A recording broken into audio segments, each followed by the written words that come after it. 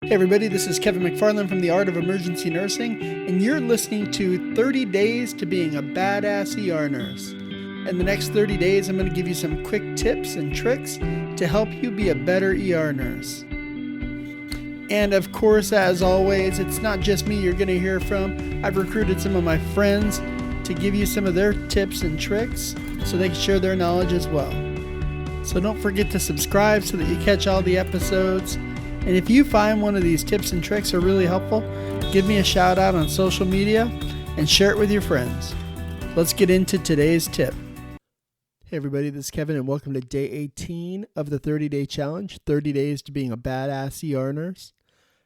Today's tip comes from our friend Nisa in Georgia. She's got a tip for you that she thinks will help you make you a better ER nurse. Take a listen. Hey Kevin, it's Nisa from Georgia. I was just calling to let you know I think that having a work best friend makes you a better ER nurse, especially when you're new. Someone that works similar to you, someone who has a similar nursing style to you. You can sync your schedules, maybe even your assignment in the department. But if nothing else, you can sync your breaks and go take a break or eat lunch with your work bestie. It will make you so much happier, I promise. And special shout out to my work bestie, Leandra. Bye. I can't agree with Nisa enough on this one. I think having somebody that you're tight with and somebody that you're friends with at work is really, really important.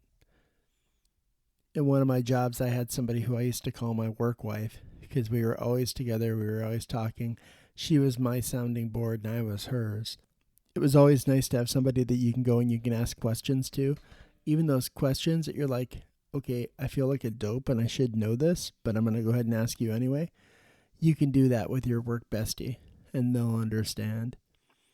I think it makes a big difference in your job satisfaction and you will decrease your stress. And I absolutely agree with Nisa that it will make you a better nurse. It's always nice that you have somebody there who's kind of looking out for you, and your work bestie can be the person that does that. They can say, hey, I can tell you're getting a little stressed out. What do you need? How can I help?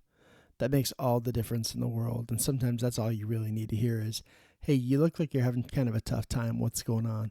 Or, hey, do you need to take 5? Or, hey, we should go to lunch together and maybe talk a little bit. It makes all the difference in the world.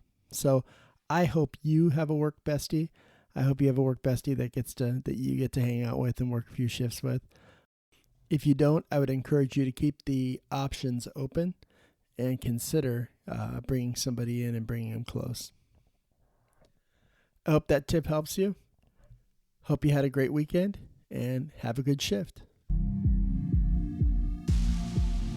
Thanks for listening to the Art of Emergency Nursing podcast. Make sure to subscribe to the podcast and follow us on Facebook.